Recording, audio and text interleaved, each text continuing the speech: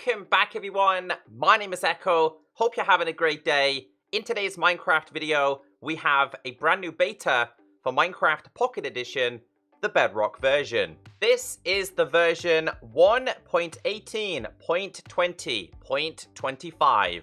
It is available in the iOS preview for Android, Windows 10, and Xbox. Here is the confirmation from Jay, the community manager. It's time for a Bedrock beta update. Preview will be along soon. If you want the changelog, it's down below. So yeah, welcome back. It's been quite the week for Minecraft Bedrock Edition. We've had the announcement of previews. We've had a brand new full release for all the Bedrock versions. And now we're back with a brand new beta. And in this beta, we have some pretty cool changes. We have another change to the goat horn, even more Java parity, and a bunch more changes. As always, if you do enjoy these videos, please be sure to leave a like. So I'm not sure if this was introduced last week. It wasn't mentioned in the changelog, but if we go to dressing room, things are a little bit different this week, and I don't think I focused too much on these. First thing it says, this is your current skin, and then it has this. Now what this is just explaining the difference between character and classic skin differences. With character, you're able to customize your own skin. That means give it a backpack, give it a cool hat, give it funky hair. Meanwhile, the classic skins are skins that you either import, which can be free on iOS, Android, and on Windows 10. You have to pay for them on the other versions, which really sucks. Or you can just have like a very, very basic skin, which is free and available on the store, etc. Now, something else I noticed is things looked so much cleaner here. Maybe it was just me, but the menus look so much cleaner. I'm specifically talking about this. Now, for anybody who has played the old school Pocket Edition, do you remember when you used to change your skin and they used to be like this? I kind of get the feel with that. So maybe it's just me, but things just look so much cleaner. Like, for example, my skin is inside of here. They just stand out a little bit more. So I'm not sure if they've tweaked this. Not sure if it was tweaked in the last beta. But yeah, things seem so much better, and they've even changed this. I'm quite confident they have changed them. So one thing I will mention is that when you change it, wherever there's meant to be a tiny icon of the actual emote, it's not there. It just says warm-up drills, wave diamonds to you. So if I go to this, and let's say I wanted this one to be the flying Peter Pan one, and I wanted to equip it, right? It doesn't show it there, it just says it. It would have been nice if it said it, but had a tiny icon so you know which one it was. Because I'm not gonna lie, sometimes I forget which one is which. But yeah, I'm just fussy, I guess. And also a quick reminder, on the Minecraft Marketplace, there is some free content available. Believe it or not, Minecraft have done a collaboration with Puma. Minecraft X Puma Sprint Dash. So you can get this for free. 24 skins and one world with a couple of details about it. I think we picked a pretty cool location for today's video. We're pretty much in like a plains biome, but it's given us like a cold/ice village. Let's get into the experimental features, starting off with frog spawn. Frog spawn is no longer invisible when seen from below. If you've kept updated with my videos, you'll know that I covered this in 10 bugs available in Minecraft. So previously, whenever this was placed on top, if you went under it, the frog spawn would be invisible. So they finally fixed this. Frog spawn is no longer invisible. Just a tiny change, but again, just a visual problem. The next one, frogs and turtles can now be tempted vertically. So again, I'm not entirely sure what this entails. I'm guessing it's to do with being able to breed them in a different direction, maybe? Because honestly, I had no idea if how this was a bug previously. I'll tell you one thing, though. For Minecraft Bedrock Edition, I very, very rarely see turtles. And that just actually ordinarily spawned a baby turtle. That was highly unexpected. But anyway, that's the other change. Changes to the new Froglight block. Froglight blocks are no longer randomly rotated and have gained new textures. So first off, let me know what you think of these textures. Remember, we have 3 different versions, being pearlescent, verdant, and ochre. So this was actually a bug. These were meant to be directional, which means that I can, wherever I'm facing, I can change the direction of these. So if we do 2 this way, or 3, and then we do another 3 this way, you can change the direction of them. This was bugged last time, so now you can make these pretty in any direction you want. So we can have it like, let's go 1, 2, 3, and 4. And I can see so many people decorating with these for the simple fact that they have directional control. I think they look really, really cool, in my opinion. So, which one have we not used? We haven't used this one. Just take a little bit of a closer look at them. So we've done and done. We haven't done this one. So yeah, what do you think of the new textures? Leave a comment down below. I think they're pretty cool. So for the second beta in a row, the goat horn has had a few changes. A sound now plays when a horn breaks off a goat.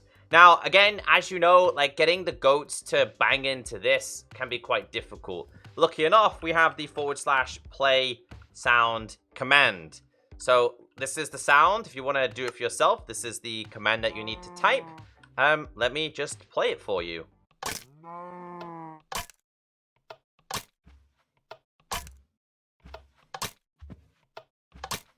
So yeah, if a goat rams into something or someone and it breaks off one of the horns, it makes this. Not really a huge sound, but it's a sound nonetheless. It just means good news that they are working on the goat horn. An animation is now showing when using the goat horn in both first and third person views. Let's go to the bug report. As most of you are aware, when a player is using the goat horn in third person, it looks like you're eating it. It's been changed this week. And check this out. So first off, again, if I play this, this is what it looks like, right? It's kind of brought up to your mouth. Now it does have a cooldown, which is a new thing introduced, but look at that. It goes to the middle of the screen. So now, when you do this in third person, check it out.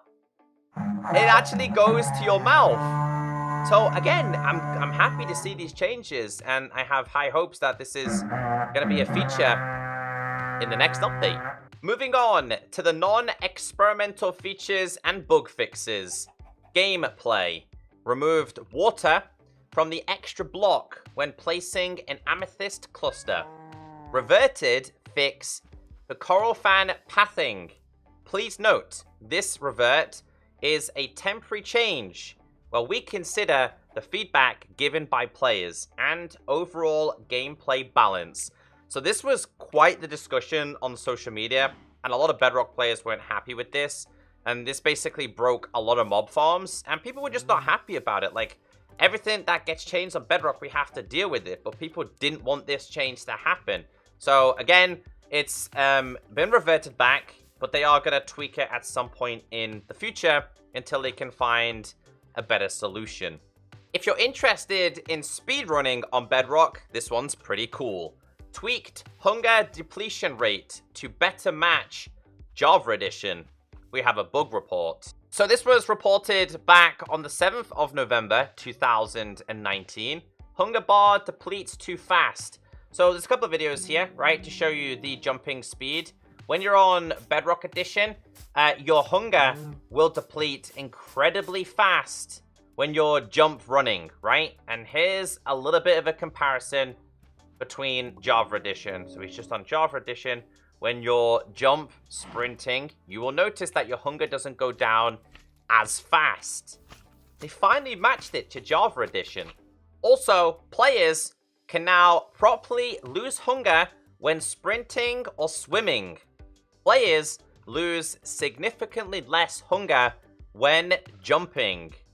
Exhaustion rates can now be tweaked in behaviors packs. So again, these changes are really, really good. And I wonder how long it's going to be until the Bedrock version has the same hunger system as Java. So if you have full hunger, basically your hearts can go up a lot faster. So some really good changes there. Like I said, if you like to speedrun, it's really good for you. And if you just play survival in general, it's a pretty good change. Changes with mobs. Fixed an issue where entities were not protected from fire damage by fire-resistant effect. Mobs that are riding a boat, for example, can no longer use jump to block goal. So this was reported a couple of times. For example, when you had a frog inside of a boat, it was kind of leaning back as if it was attempting to jump. I believe another issue was also to do with like Enderman as well, but that's been fixed. Getting into the user interface changes. Crouch sneak state is now reset when player dies to avoid getting stuck in crouch state after respawning. So basically players were getting stuck in boats and stuff like that. But check this next one out. The resource packs tab in the new create new world screen is now available. Let me show you. As you know, they introduced part of the new UI, which is a massive work in progress. So last week, behaviors packs were not available. They're still not available this week. But this week, we do have the change with the resource packs. And of course, they're actively looking for feedback. So if you don't like it or there's something you don't like, then make sure you let them know. You've got like shared packs, which you can turn on and off. I really love the button animation. You've got active, no active resource packs. You've got the global ones as well. And then we've got available. So if I was to do like owned, this one's pure vanilla RTX, explains a couple of basic details about it. And then I can activate this. And then if I go to active, it's going to show it inside of there. And I can simply remove it by tapping back on it. So yeah, it's good to see that we have the resource packs UI change this week. I think it's so much simpler and easy to understand. However, one thing I'm not a big fan on is having to tap down on everything. Pretty sure previously you could read the information by default. I think this kind of hides some credit that is given to creators. So that could definitely be some kind of change, in my opinion. Because they're going to start doing vanilla, pure vanilla RTX and in brackets, the creator's name. It's going to get too long and annoying. So yeah, that's my opinion. Let's get into this week's vanilla parity, Java parity. It's to do with villages.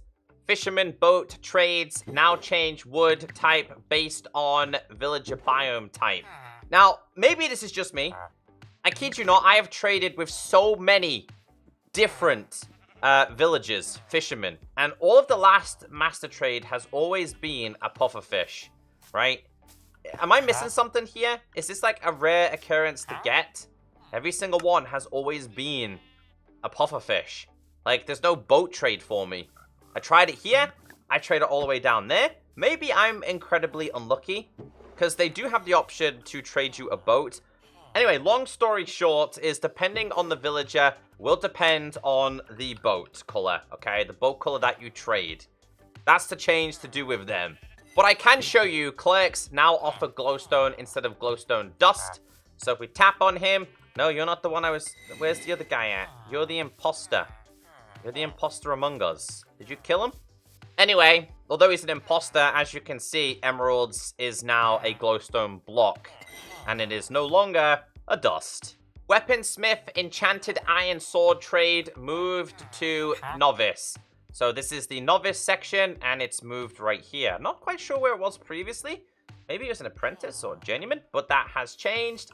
It says armorer diamond trade moved to journeyman, which is this one right here. And I did 2 of them to check. It's down there. But I really couldn't get the fisherman one. Again, maybe it's because I'm not in the right biome, or maybe I'm just incredibly unlucky. And then we have changes with commands. Using /play animation command now updates paper doll and inventory character. We got a bug report. Paper doll and inventory not working with play animation. So if you're using a specific command, it wasn't working properly. Last but not least, technical updates. Let's read the changelog. As always, if you're interested in the technical side of Minecraft, there's a link down below. They have changes to add-ons and script engine, commands, graphical, experimental technical, and game test framework. And that's going to be a big system for Bedrock in the future, the game test framework. So yeah, they're the changes. We finally got there. So yeah, so much information to go through this week. I hope this video does help you understand what has changed. Obviously, the changes with villages and parity is pretty cool. I think the changes with hunger and jumping and depleting is the biggest change this week. But I'm also really curious on the goat horn and how they're going to develop this going forward. Have a great day. If you made it to the end, you are the real MVP. Have a wonderful day and leave a like. See you all in the next video. Goodbye.